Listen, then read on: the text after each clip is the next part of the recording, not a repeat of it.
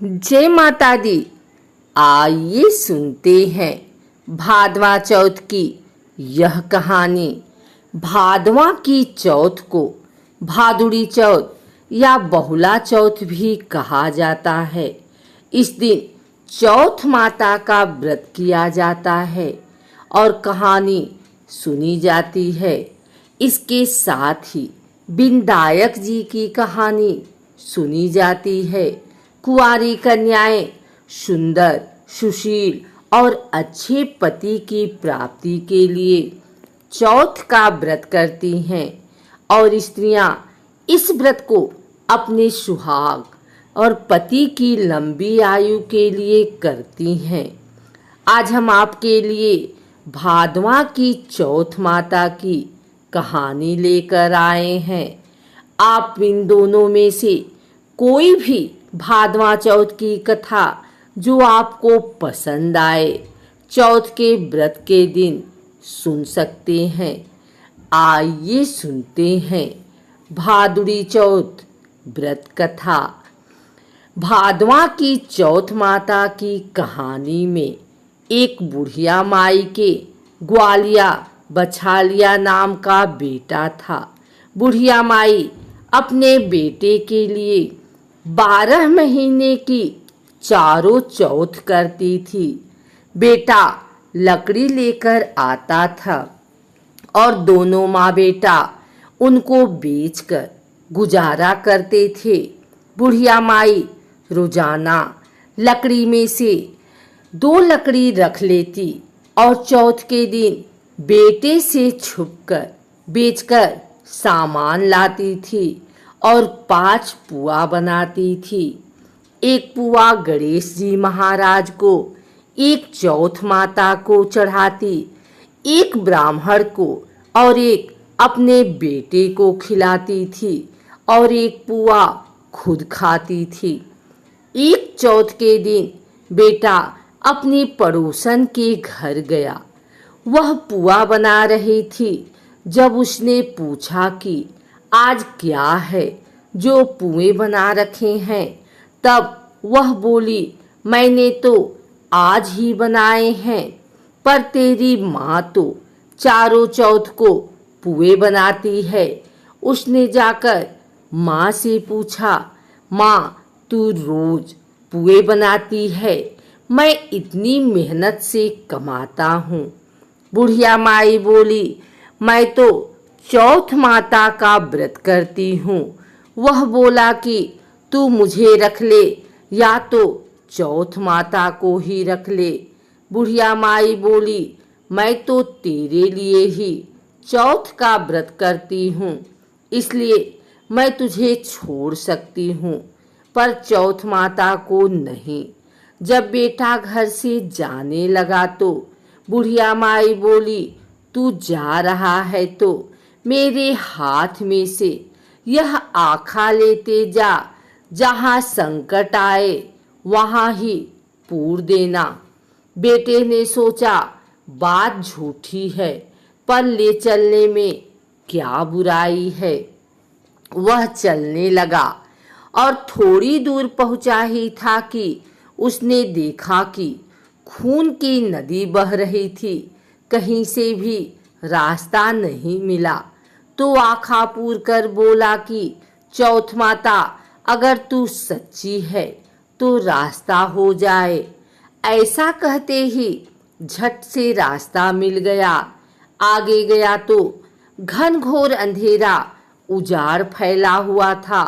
उसने मन में सोचा कि मुझे शेर खा जाएंगे, इसलिए वह आखा पूर कर बोला, चौथ माता मुझे रास्ता मिल जाए। और तब जल्दी से रास्ता मिल गया। वह आगे चला गया। जाते जाते एक राजा की नगरी में पहुंचा। वहां का राजा रोजाना एक आदमी की बलि देता था। वह एक बुढ़िया माई के पास गया। वह बुढ़िया माई रोती जा रही थी और पुए बना रही थी। लड़के ने बुढ़िया माई से पूछा कि बुढ़िया माई क्यों रो रही हो? तो बुढ़िया माई ने जवाब दिया कि मेरे एक ही बेटा है जिसकी कल राजा बलि देने वाला है। मैं उसी के लिए पुए बना रही हूँ। वह बोला, बुढ़िया माई, अपने बेटे की जगह मुझे पुए खिला दे, मैं उसकी जगह बलि चढ़ने चला जाऊंगा। बुढ़िया माई ने कहा कि मैं दूसरे के पुत्र को कैसे भेज सकती हूँ, लेकिन वह नहीं माना। तो बुढ़िया माई ने उसको पुए खिला दिए। अगले दिन जब राजा का संदेश आया तो बुढ़िया माई ने सोचा कि मैं कैसे दूसरे के बेटे को बलि चढ़ने के लिए भेज सकती हूँ। मैं ऐसा नहीं कर सकती। लेकिन बाहर की आवाज़ सुनकर वह जाग गया और राजा के आदमियों के साथ चला गया। वहाँ मटके पकाने का हाव, जिसमें कुम्हार मटकों को पकाता है, बना हुआ था, जो एक मनुष्य का भोग लेने के बाद ही उसमें आव पकते थे। उन सब ने मिलकर उसको आव में चुन दिया। वह आखा पूरकर हाव में बैठ गया। एक दिन में ही आव पक गया और मिट्टी के घड़े सोने चांदी के बन गए। वहाँ एक जमादारनी झाड़ू लगा रही थी। तब झाड़ू से एक कंकड़ उछड़कर उन बर्तनों से जा टकराया। तब जमादारनी ने राजा को जाकर बताया कि आपका आँव तो पक गया है। तब राजा ने सोचा कि आँव तो 8 दिन में पकता है, आज एक दिन में ही कैसे पक गया। जब जाकर देखा तो वहाँ पर तो मिट्टी के मटके की जगह हीरे मोती और सोने चांदी के कलश हो गए। अंदर से आवाज आई कि धीरे से उतारो, अंदर आदमी है। आवाज को सुनकर राजा के आदमी डर गए कि अंदर कौन सा भूत प्रेत आ गया। फिर वह बोला कि डरो मत, मैं तो सिर्फ एक आदमी हूँ जिसको तुमने अंदर चुना था।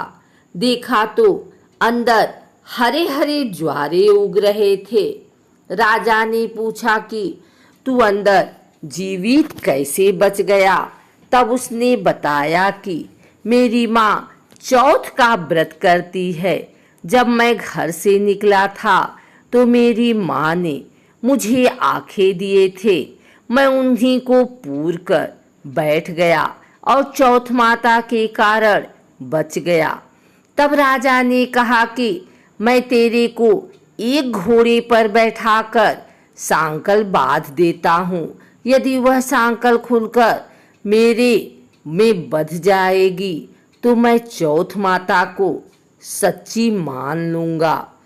तब वह आंखें पूर कर बैठ गया और चौथ माता से कहने लगा, हे चौथ माता, अब तुम ही मेरी लाज बचाना। तब साकर खुलकर राजा को बंध गए। राजा ने अपनी बेटी की शादी उस लड़के से कर दी और बहुत सा धन दौलत देकर विदा किया। पड़ोसन बोली कि माई, तेरे बेटे बहू आए हैं। जब छत पर चढ़कर देखा तो सच में बैठे बहू आ रहे हैं। हे चौथ माता, जैसे आपने बुढ़िया और उसके बेटे पर कृपा बनाई, वैसे सभी पर कृपा बनाना। भादवा की चौथ माता की कहानी कहने वाले को, कहानी सुनने वाले को, हुंकारा भरने वाले को और पूरे परिवार पर अपनी कृपा बनाने वाले पर। यह थी भादवा चौथ की कहानी। एक और कथा के अनुसार पुराने समय की बात है। एक ब्राह्मण था जिसके घर एक बेटा और बहू थे। बेटा और पिता कुछ कमाते तो थे नहीं।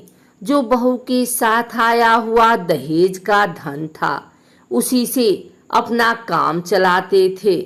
जब भी बहू बाहर कचरा डालने जाती थी तब उसके पास वाली पड़ोसन उससे पूछती थी कि बहू आज खाने में क्या खा कर आई हो। तब वह बोलती थी कि मैं तो बासी और ठंडी रोटी खाकर आई हूँ। एक दिन साहूकार के बेटे ने यह बात सुन ली। वह वहां से चला गया और अपनी माँ के पास जाकर बोला कि माँ, तू तो अपने बहू को रोज गर्म खाना खिलाती है और वह फिर भी बाहर जाकर यह बोलती है कि मैं तो बासी रोटी खाकर आई हूँ। तब माँ ने कहा कि बेटा, मैं तो चारों थालियों में बराबर गर्म खाना परोसती हूँ। यदि तुम्हें यकीन नहीं है तो तुम खुद खाकर देख लेना। वह अगले दिन तबीयत खराब होने का बहाना बनाकर कंबल ओढ़कर लेट गया। तब उसको यह देखकर आश्चर्य हुआ कि बहू ने तो गरम गरम खीर और खांड का भोजन किया है, और जब बहू बाहर गई तो वह उसके पीछे पीछे जाने लगा। तब पड़ोसन के पूछने पर बहू ने वही बात दोहराई कि मैं तो बासी रोटी खाकर आई हूँ। उसका पति उससे पूछने लगा कि तू अभी अभी तो गर्मा गर्म खाना खाकर आई है और पड़ोसन से कह रही है कि मैं बासी ठंडी रोटी खाकर आई हूँ। तू झूठ क्यों बोल रही हो? तब उसकी विद्यमान पत्नी ने कहा कि यह ना तो तुम्हारे कमाए हुए पैसे की रोटी है और ना ही तुम्हारे पिताजी के कमाए हुए पैसों की रोटी है। यदि हम इसी तरह बैठे बैठे धन को खर्च करते रहे तो यह एक दिन कुएं के पानी की तरह समाप्त हो जाएगा। इसके बाद उसका पति कमाने के लिए विदेश चला गया। पीछे से उसकी पत्नी 12 महीने का चौथ का व्रत करती थी। उसको विदेश में रहते हुए 12 वर्ष व्यतीत हो गए। तब चौथ माता और विंदायक जी महाराज ने सोचा कि इसको अब घर बुलाना चाहिए। चौथ माता लड़के के सपने में जाकर बोली कि तू अब घर चला जा, तेरी पत्नी को तेरी बहुत याद आती है। वह बोला कि मैं घर कैसे चला जाऊं, मेरे यहाँ इतना बड़ा कारोबार फैला हुआ है। तब चौथ माता ने कहा कि तू सुबह एक दीपक जलाकर चौथ माता का नाम लेकर बैठ जाना। जिनके पैसे बकाया है वह पैसे दे जाएंगे और लेने वाले ले जाएंगे।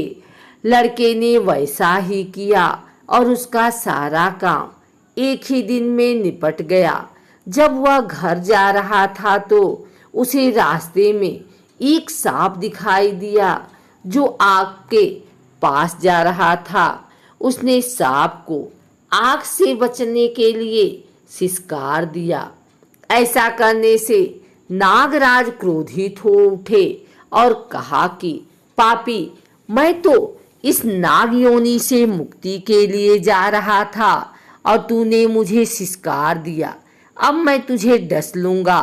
तब वह लड़का बोला कि मैं 12 वर्ष बाद अपने घर जा रहा हूँ, आप मुझे अवश्य ही डस लीजिए, किंतु आज मुझे अपने घर वालों से मिलने दीजिए। आप कल रात को आकर मुझे डस लेना। नाग ने उसकी शर्त मान ली और वहां से चला गया। जब लड़का घर आया तो वह उदास था। उसने अपनी पत्नी के पूछने पर सारी बात बता दी। उसकी पत्नी बहुत चतुर थी। उसकी पत्नी ने एक सीढ़ी पर दूध का कटोरा रख दिया, दूसरी सीढ़ी पर बालू रेत बिछा दी, तीसरी पर फूल माला बिखेर दी, चौथी पर इत्र छिड़क दिए, 5वीं पर मिठाई रख दी, 6ठी सीढ़ी पर जौ और 7वीं पर रोटी रख दिया। रात को जब सांप आया तो सबसे पहले ठंडी ठंडी रेत में लौटकर आया, फिर दूसरी सीढ़ी पर दूध पीकर कहा कि मैं एक ब्राह्मणी के बेटे को डसता तो नहीं, लेकिन वचन दिया हुआ है इसलिए डसना पड़ेगा। फिर हुआ है, फूलमाला की सीढ़ी से होता हुआ प्रसन्नतापूर्वक इत्र की खुशबू लेता हुआ ऊपर की ओर आने लगा। सांप को ऊपर आता हुआ देखकर विनायक जी ने चौथ माता से कहा कि इस ब्राह्मणी के बेटे की रक्षा करनी होगी, क्योंकि इसकी पत्नी इसके लिए चौथ का व्रत करती है, उसका फल तो देना ही पड़ेगा। तब विनायक जी ने सीढ़ी पर रखे हुए आँखों से सेल सुई बनाए और चौथ माता ने रोटी की ढाल बनाई और सांप के आगे लगा दी। विनायक जी जौ के सेल बनाए थे, उनसे सांप की मौत हो गई। सुबह उस लड़के से मिलने गांव के लोग आने लगे, क्योंकि वह 12 वर्ष के बाद वापस घर आया था। लोगों ने उसे आवाज दी, लेकिन वह तो उदास बैठा था, इसलिए बोला नहीं। जब उन्होंने देखा कि सीढ़ियों पर तो खून पड़ा हुआ है, तो वे चिल्लाने, रोने, चीखने लगे, ब्राह्मण आज तो तेरा बेटा मर गया। यह सब देखकर ब्राह्मणी भी जोर जोर से रोने लगी। आवाज सुनकर उसका बेटा नीचे आया और कहा कि माँ, मैं मरा नहीं हूँ, यह तो मुझे डसने आया सांप मरा है। यह सब देखकर उसकी पत्नी भी प्रसन्न हो गई कि मेरे पति के प्राण बच गए।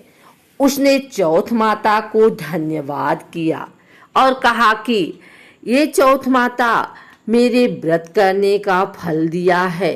चौथ माता जैसा फल ब्राह्मणी के बेटे को दिया, वैसा सभी को देना। कहानी करने वाले को, कहानी सुनने वाले को, हुंकारे देने वाले को और पूरे परिवार को देना। यह थी भादवा की चौथ माता की कहानी। हम आशा करते हैं कि आपको भादवा की चौथ माता की कहानी पसंद आई होगी। धन्यवाद।